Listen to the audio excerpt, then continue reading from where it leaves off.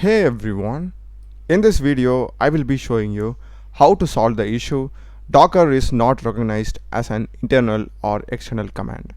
So for this you must have already Docker installed on your system. If you don't have that, you can just click on the card that is appearing on top. I've done an entire video on that.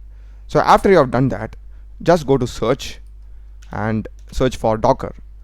Just click on open file location. You'll be having this Docker desktop app. Click here and again you'll be having the Docker desktop icon. Right click and click on open file location again. Here you'll be having the resources folder. Click inside, again bin, click inside and just copy this path. So this is the path. You can just like paste it in a notepad. After this, again just go to search and type environment. You'll be having this edit the system environment variables. Open it and here click on environment variables and either under user variables or system variables select path and click on edit.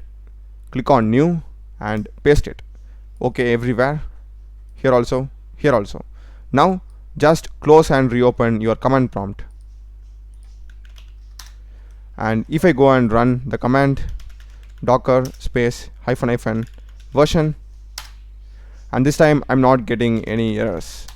So that's a video guys. Do check the playlist of my channel. Done a lot of videos in programming and AI tools. Subscribe me. Thanks for watching.